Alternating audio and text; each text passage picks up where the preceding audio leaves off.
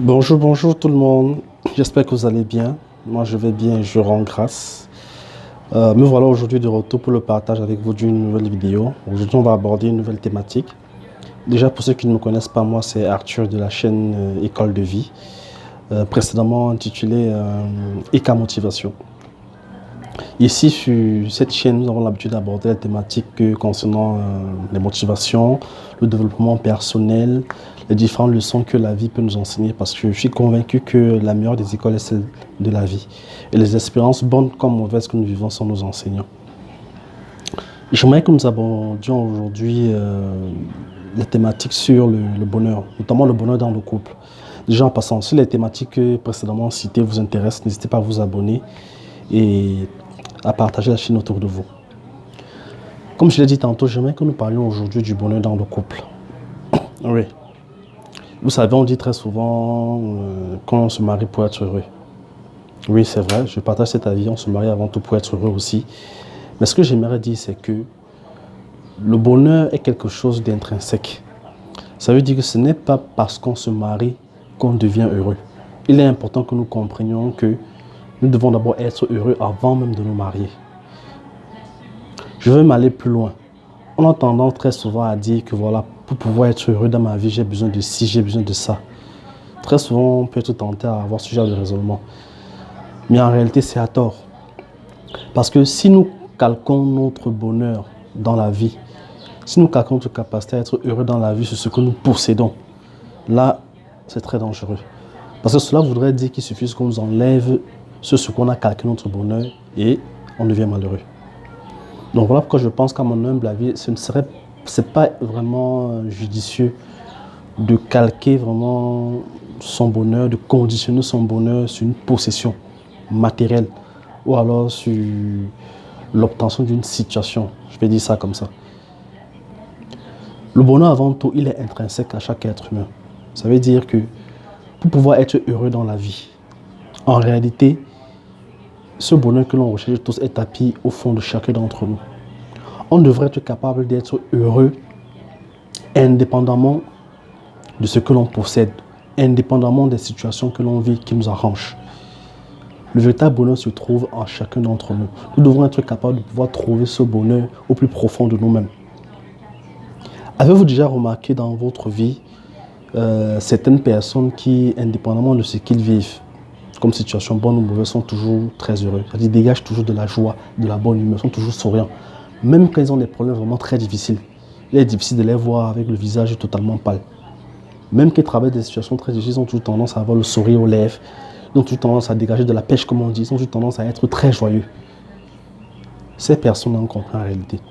Qu'est-ce qui pourrait expliquer ça selon vous?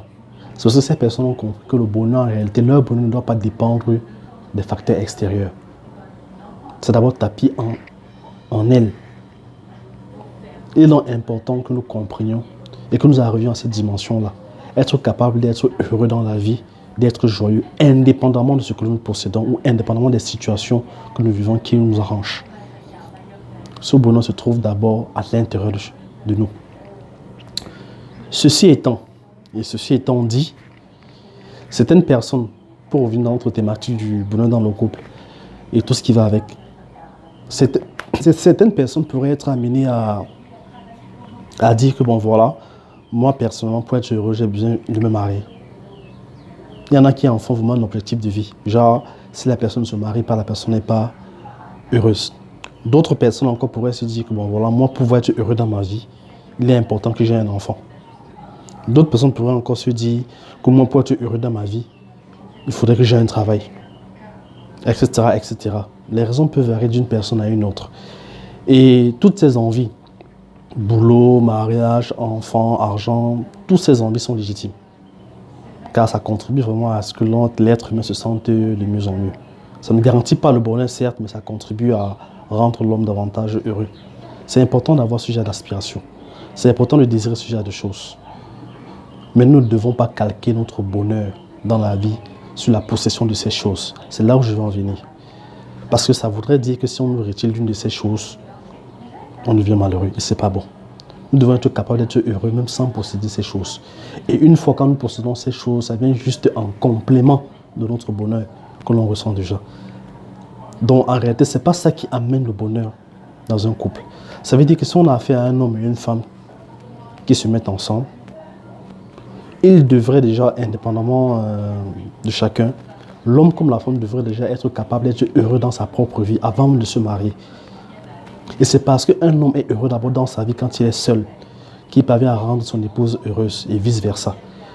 Si toi, homme ou toi, femme, tu ne peux même pas d'abord être heureux de toi-même, comment est-ce que tu pourras rendre ton partenaire ou ta partenaire heureux? On ne peut donner que ce que l'on a. Donc si un être humain est habité par la mélancolie, la tristesse, et que cette personne se marie, ce n'est qu'une mélancolie et tristesse que la personne va véhiculer à son conjoint, à sa conjointe. Parce qu'on ne peut donner que ce que l'on a. Pour pouvoir rendre ton conjoint heureux, ta conjointe heureuse, il faudrait que toi, qui décides de te marier, de te mettre en couple, il faudra d'abord que toi, tu véhicules d'abord ce bonheur-là, que tu te sens d'abord heureux. Et c'est parce que tu auras ce bonheur dans le cœur, tu te sentiras heureux, que tu seras à même de partager ce bonheur que tu ressens en toi à ton partenaire ou à ta partenaire. Donc il est important d'être heureux d'abord en puisant au fond de nous-mêmes, avant de pouvoir maintenant le partager aux autres. Au lieu de se dire que non, c'est quand j'aurai telle chose que je serai heureux dans ma vie. Non, c'est très dangereux de penser comme ça. Ceci étant, dans un couple donc, un couple pourrait se dire que bon voilà, en fait, l'homme ou une femme, ils peuvent se dire que bon voilà, moi je serai heureux quand je vais me marier. Le mariage arrive. Après, ils peuvent se dire que bon voilà, pour qu'on soit heureux dans notre couple, il faudrait qu'on ait beaucoup d'argent. L'argent tarde à arriver. Et ça dit que parce que l'argent tarde à arriver, le couple devra donc vivre de façon triste, parce que l'argent tarde à arriver. Ça peut être du genre, bon voilà, le couple est là, et le couple dit que bon voilà, pour qu'on soit heureux dans notre couple, il faut à tout prix qu'on ait un enfant. Là encore, c'est très mal calculé. Parce que imaginez que l'enfant tarde à arriver. Si l'enfant tarde à arriver, cela voudrait dire, pour le couple qui a basé son bonheur sur la réception d'un enfant, cela voudrait dire que tant que l'enfant ne sera pas, le couple sera malheureux. Donc du coup, je ne sais pas si vous comprenez pourquoi est-ce que je dis qu'il est très dangereux de conditionner son bonheur sur la possession d'une chose, mais sur la réception d'une situation que l'on souhaite. Un couple est avant tout heureux parce que les deux conjoints s'aiment, parce que les deux conjoints sont faits l'un pour l'autre. Penser que c'est l'enfant qui apporte le bonheur dans un foyer, moi personnellement, je ne suis pas de cet avis. Parce que comme je l'ai dit précédemment, on ne peut donner que ce que l'on reçoit. Si un couple ne vit pas dans le bonheur, les conjoints se prennent tout le temps la tête. Ce n'est pas quand l'enfant va arriver que forcément le bonheur viendra. Parce que si c'était le cas, ça se saurait. On n'aurait pas de nombreux couples là qui divorcent alors que l'enfant a à peine 1 an. Si c'était vraiment l'enfant qui garantissait le bonheur dans un couple, on n'aurait pas beaucoup de couples là sur cette planète qui divorcent ayant des enfants. Donc ce n'est pas l'enfant qui garantit le bonheur dans un couple en réalité. Attention, je ne suis pas en train de dire ici qu'il ne faudrait pas pour un couple chercher à avoir des enfants. Non, il faut chercher à avoir des enfants. Mais ne pas calquer le bonheur du couple sur la réception d'un enfant, mais sur l'obtention d'un enfant. C'est ce que je veux dire. Car ce n'est pas l'enfant qui garantit le bonheur dans un couple. C'est d'abord ce que le couple bâtit. C'est d'abord l'amour qui est entre le couple, le respect, la communication, la complicité qui est entre le couple. C'est d'abord ça qui rend un couple heureux. Voilà pourquoi pour ma part, avant de fonder un foyer pour un couple, rassurez-vous, les conjoints, que vous êtes d'abord heureux dans votre couple. L'enfant vient juste en complément du bonheur qui existe déjà dans votre couple. Ce n'est pas l'enfant qui apporte le bonheur dans le couple. L'enfant vient plutôt en complément. Ça vient juste rajouter un peu, comme on dit, la cerise sur le gâteau, en fait. Pareil pour l'argent. Le couple qui va se dire que bon voilà, on sera heureux quand on aura l'argent. C'est pas vrai parce que l'argent n'apporte pas le bonheur dans un couple. Sinon, on aurait beaucoup d'hommes d'affaires, beaucoup de richissimes hommes d'affaires, femmes d'affaires qui ne divorceraient pas. Mais on a beaucoup de personnes riches, hommes comme femmes, qui divorcent. Pourtant, il y a l'argent dans le couple. Donc, vous conviendrez avec moi que ce n'est pas l'argent non plus qui garantit le bonheur dans un couple. Ce n'est pas l'enfant qui garantit le bonheur dans un couple. C'est d'abord ce que le couple a bâti. C'est d'abord l'amour, la complicité, le respect qui est dans le couple. Voilà le message que je voulais partager avec vous, mes chers amis.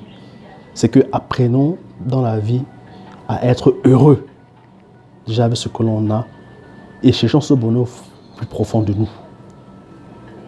Ce que l'on a, ça peut être juste la santé. C'est-à-dire on peut ne rien avoir, mais on a juste la santé. C'est déjà une très bonne raison d'être heureux.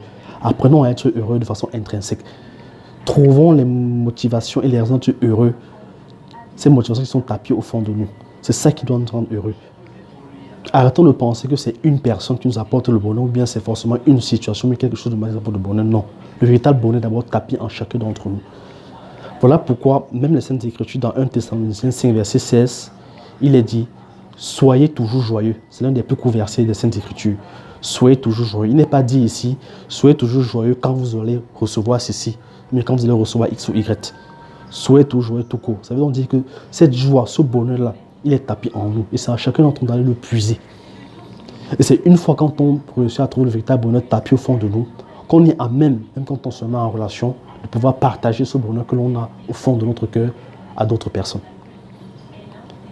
Et la suite, enfant, argent, travail, peu importe ce que l'on souhaite avoir, ça viendra juste en complément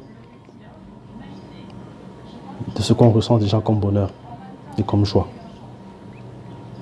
N'hésitez pas à partager ce message si ça vous a édifié et portez-vous bien. Que celui qui renouvelle les jours et les nuits, le Père Céleste, soit toujours la source de votre inspiration et vous guide toujours. Salut tout le monde.